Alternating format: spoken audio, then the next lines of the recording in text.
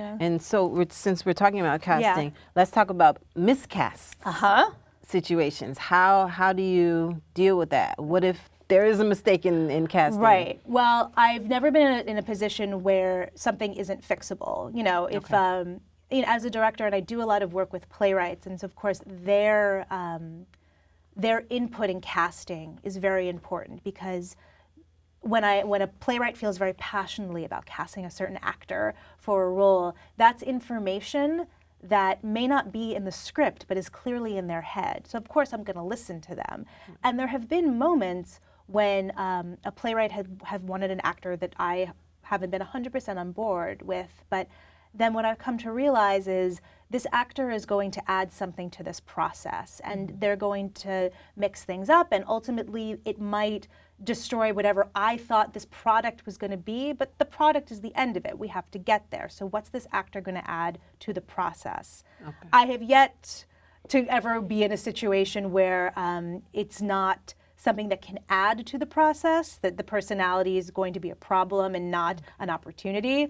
And hopefully I will never be in that situation. But yeah, you know, you hear stories. Yeah. I think the worst thing is when an actor tells you that they're on board with something in one context, and then when push comes to shove, they're not on board. Yeah. Interesting. Yeah. Okay, let's switch gears just a little bit.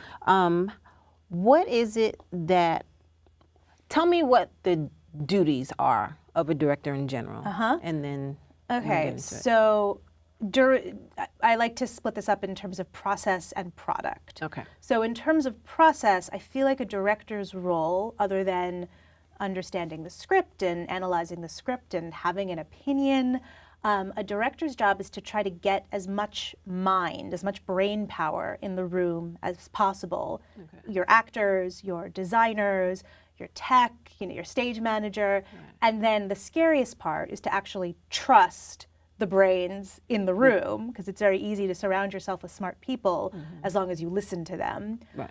But what you're ultimately working for as a director, and what comes in the product, is you're working to create a sense of unity amongst all the different parts, right? So not only the actors all telling the same story, but the design singing together in some way that also tells the story, that everyone's just on board in a way that unity is clearly going to be the end result of this process. And as a director, you're steering the ship towards that. Without you, if you're not working towards unity, no one's going to work for unity for you. True. Yeah. True. Okay, so how do you deal with conflict then? How do I deal with conflict? So I think the most important thing for a director to understand is what I mentioned before, the vulnerability that everyone is experiencing. You know, the director is not going to be the one on stage when push comes to shove. Right. It's going to be the actor in front of the audience.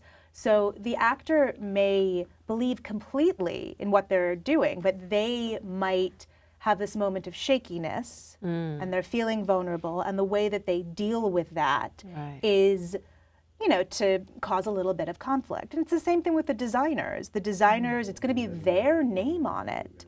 So they want to make sure that whatever it is that's being shown under their name is something that they're proud of.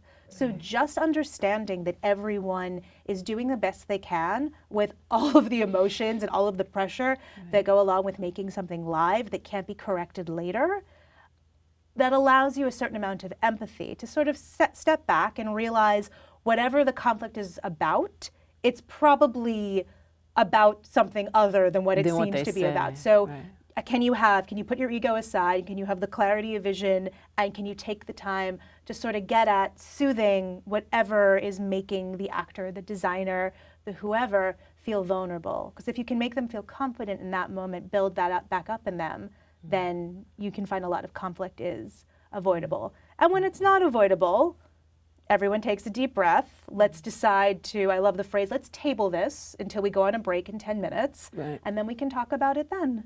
Okay. Yeah. Have you ever felt like any part of the cast or crew, have you ever had a problem with people understanding? What I try to do is when I'm meeting with my design team before we go into rehearsal is I try to be transparent in terms of, this is how I like to work with designers. Does this work for you?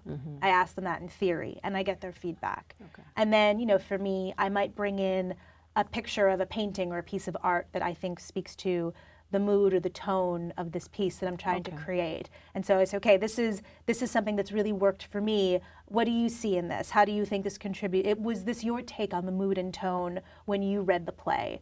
And then we're able to have a conversation about it. I think the more actual objects that can be in the room with you when you're talking about something, so, ethereal as theater, can be helpful to sort of ground everyone both in what is shared understanding and where is misunderstanding.